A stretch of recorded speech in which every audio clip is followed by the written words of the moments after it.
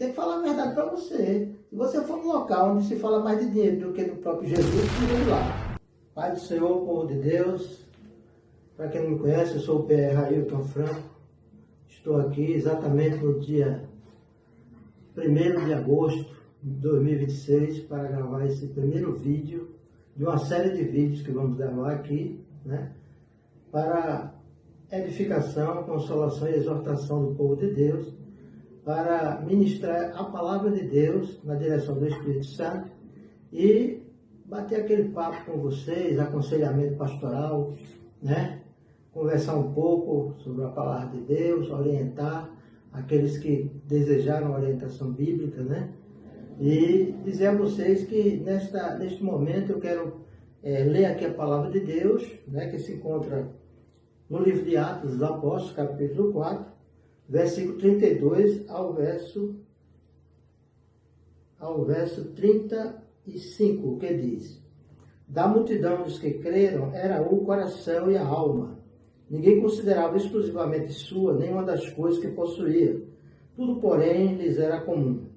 Com grande poder os apóstolos davam testemunho da ressurreição do Senhor, e em todos eles havia abundante graça.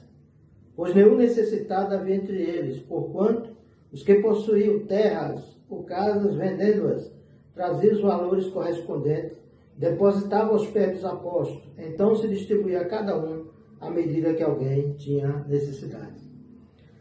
Ultimamente nós estamos vendo, né, nas redes sociais, amados irmãos, muitos debates sobre a questão da igreja contemporânea, igreja primitiva e igreja contemporânea, né?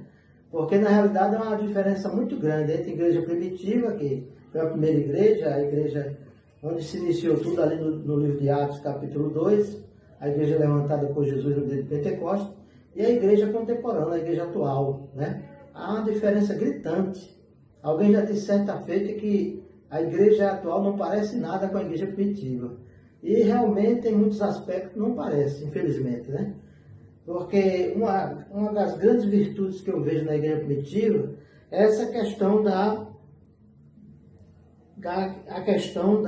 vida em comunidade. Eles tinham tudo em comum. A palavra de Deus diz que entre eles não havia nenhum necessitado, né? Ninguém considerava exclusivamente sua nenhuma das coisas que possuía. Tudo, porém, lhes era comum. Ou seja, ninguém precisava ali estar carente, necessitado de roupa, de sapato, porque eles distribuíam entre eles, né? Dividiam o que tinha com eles, alimentação, né? Havia verdadeiramente amor, unidade e comunhão. Eu gostaria de destacar isso: amor, unidade e comunhão na igreja primitiva, não é isso? Na realidade, por conta disso, Deus, vendo que eles eram amorosos, carinhosos, né? Humildes, pessoas que amavam uns aos outros, pessoas que estavam dispostas a perdoar uns aos outros, pessoas que estavam ali dispostas a carregar o fardo uns dos outros, né? Então Deus derramava o poder do Espírito Santo, a unção do Espírito Santo, e havia muitos milagres, muitas curas, libertações. Inclusive, quando a primeira pregação do apóstolo Pedro, né, no livro de Atos, mostra aqui que a primeira pregação que ele fez, pregando acerca da ressurreição do Senhor, da vinda do Senhor Jesus, da sua ressurreição, da sua morte e ressurreição. 3.000 almas se converteram, depois 5.000 almas se converteram, né? 3.000 pessoas, depois 5.000 pessoas, e muitas das vezes nós usamos a expressão alma, mas são pessoas, são vidas que haviam se convertido ali na igreja primitiva, e cresceu grandemente, tremendamente, né? A igreja primitiva, né? E se espalhou, realizando a obra missionária. E a palavra de Deus diz que eles procuravam ajudar uns aos outros. Era um amor tremendo uns pelos outros. Eu imagino Pedro, Paulo, né? João, Tiago, né? Os discípulos distribuindo as vestes, calçados entre eles, né? Distribuindo alimentação entre eles, para ninguém passar necessidades. Que coisa maravilhosa. E havia uma vida de oração constante. Eles perseveravam na doutrina dos apóstolos, ou seja, nos ensinamentos dos apóstolos.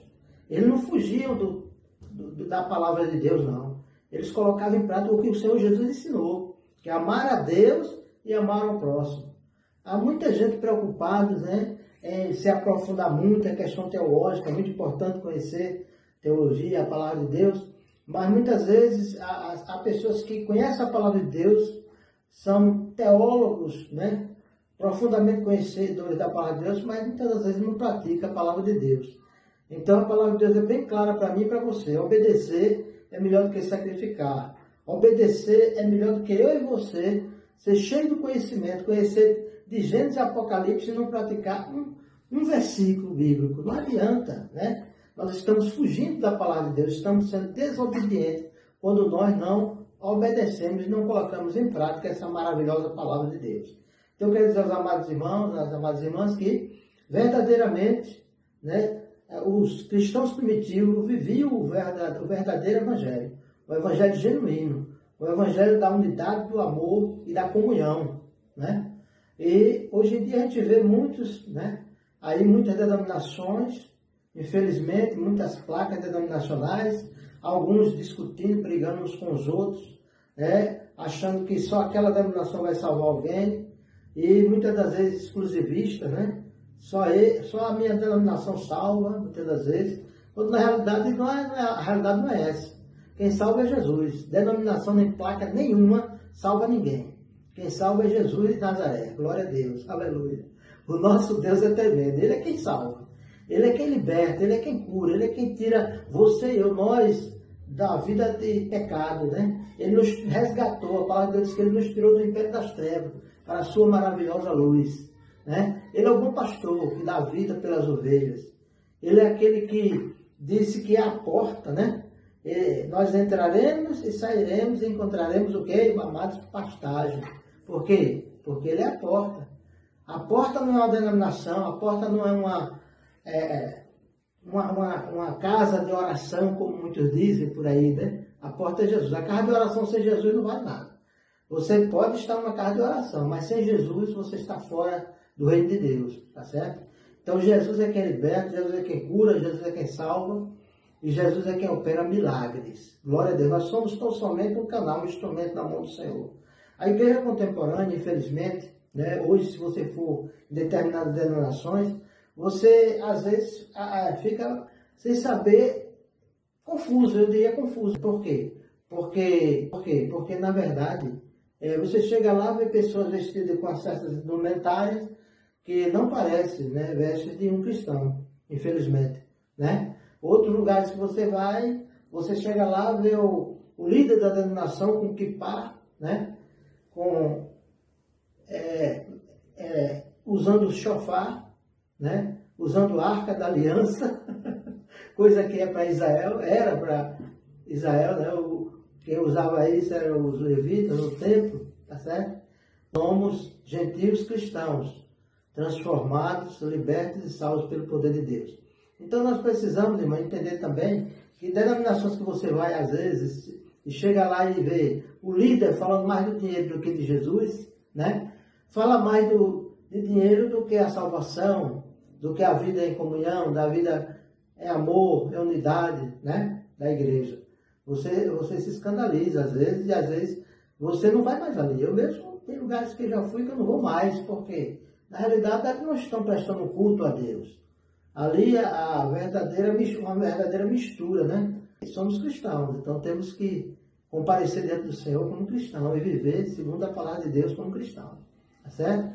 Outros lugares que você vai, você vê a liderança fazendo barganha com Deus, quer que você e eu, nós façamos barganha com Deus, ou seja, não, você dá aqui seu dízimo, sua oferta e você vai receber, né, muito mais, né? Você vai prosperar, mas só quem prospera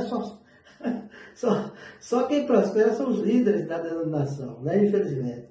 Eu acho que você já tem ouvido muito sobre isso e eu tenho que bater nessa tecla. Eu, como boca de Deus na terra, eu sou aqui um representante de Deus na terra, um ministro do Evangelho, eu tenho que falar a verdade para você. Se você for num local onde se fala mais de dinheiro do que do próprio Jesus, fuja de lá. Então eu louvo a Deus porque Deus me deu esse entendimento e eu tenho que passar para você e para todos aqueles que estão nos assistindo, tá certo? Para que você não seja enganado.